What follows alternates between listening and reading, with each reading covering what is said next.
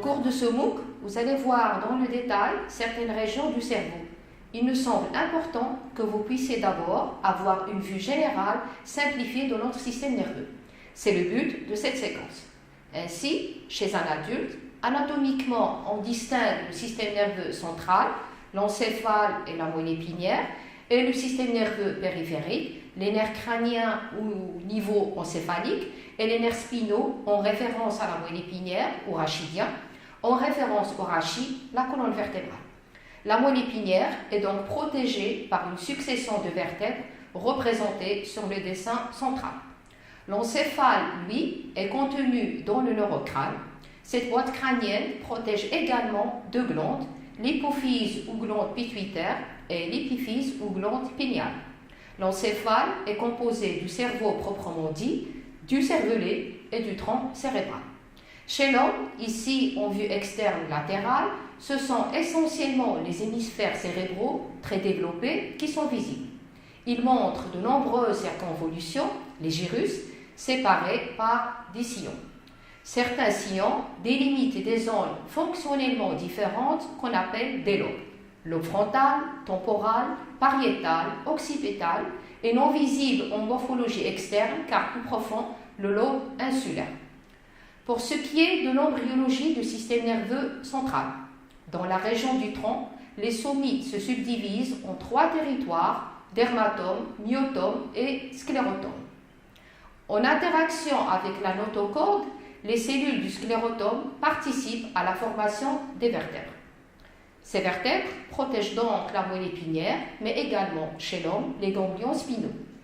Les cellules du dermatome migrent sous l'épiderme pour constituer la peau, et les cellules du myotome forment les ébauches des muscles striés, des membres et du tronc.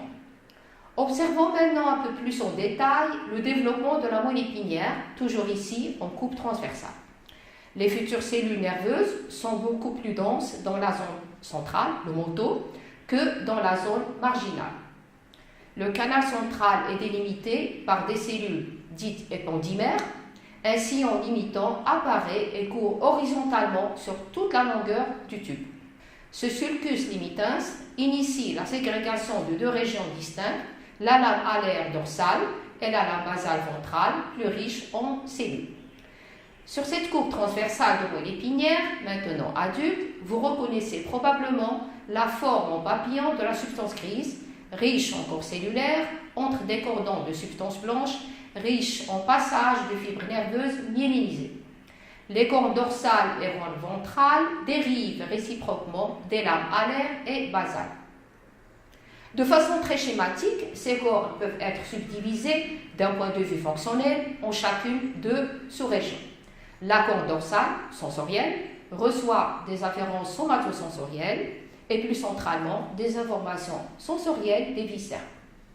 Dans la corne ventrale motrice, des cellules envoient des projections vers les viscères à partir de la sous-région dite viscéro-efférente et vers les muscles à partir de la subdivision somato-efférente. À chaque étage vertébral, une paire de nerfs rachidiens, dessinés ici uniquement à droite, est connectée à la moelle épinière. Ces nerfs font partie du système nerveux périphérique. Les fibres sensorielles, dont les corps cellulaires sont condensés en un ganglion rachidien, pénètrent la corne dorsale par une racine sensorielle. Les efférences motrices quittent la corne ventrale par une racine motrice.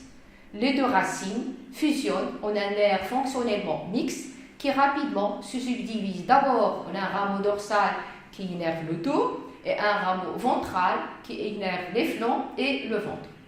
Ce schéma montre également une portion du système nerveux autonome sympathique, un maillon de la chaîne qui relie les ganglions sympathiques. Voyons maintenant la formation de l'encéphale.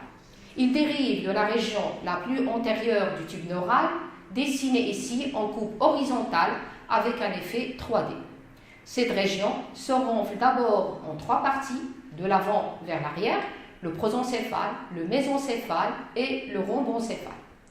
L'encéphale moyen, le mésencéphale, en pointillé sur le schéma, reste indivise alors que le prosencéphale se subdivise en télencéphale et diencéphale. Et le rhomboencéphale se subdivise en métencéphale et myeloncéphale. Ce processus et ce stade 5 vésicules existent chez tous les vertébrés. Et selon les groupes zoologiques, l'une et ou l'autre de ces vésicules se développera proportionnellement plus. Le schéma de droite, par exemple, correspond à un cerveau en formation de mammifère chez qui le télencéphale, en particulier les hémisphères cérébraux, se développe et tend à recouvrir les vésicules postérieures. Comme chez tous les vertébrés, le canal central de la moelle épinière se prolonge en ventricule dans l'encéphale. Le lobe nerveux de l'hypophyse et la glande pinéale, non visibles sur ce plan de coupe, mais également les rétines, sont des évaginations de la paroi du tube neural dans sa portion diencéphalique. Changer le plan de coupe, ici sagittal médian, permet de représenter l'encéphale en 3 dimensions et de faire apparaître d'autres détails. Par exemple, les ganglions de la base dans le télencéphale profond, le thalamus dorsal et l'hypothalamus ventral du diencéphale, le tectome et le tegmentum du mésencéphale, le cervelet et le pont de Varol du métencéphale, la toile choroïde du 4e ventricule et la moelle allongée de l'hylencéphale. Cette moelle allongée, plus le pont, plus le tegmentum, et pour certains auteurs le thalamus, constitue le tronc cérébral. Regardons maintenant l'évolution du cerveau des vertébrés. La comparaison du cerveau adulte des différents vertébrés permet également d'aborder les bases de la neuroanatomie. Chez un poisson, ou ici une grenouille, en vue dorsale, l'encéphale reste tubulaire et les 5 vésicules sont visibles. Chez un oiseau, ou ici un rat, le cervelet et surtout les hémisphères cérébraux se développent beaucoup. Ces derniers recouvrent le diencéphale. De plus, rappelons-nous que dans le tube neural, les cellules sont surtout présentes dans le manteau pallium en latin.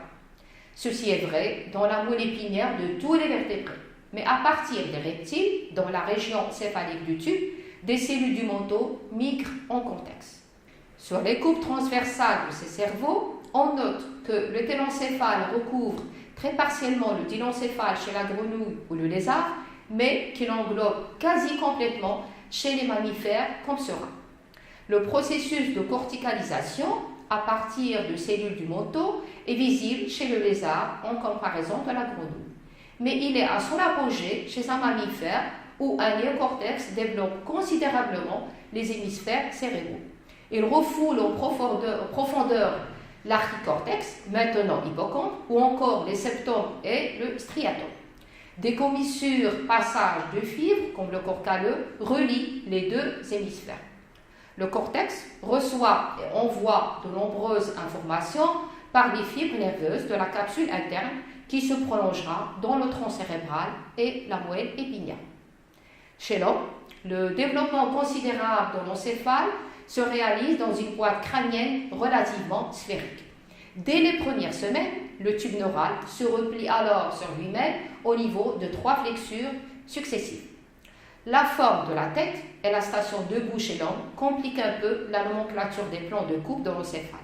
Le terme de transversal en particulier est peu approprié et sera remplacé par coronal ou frontal.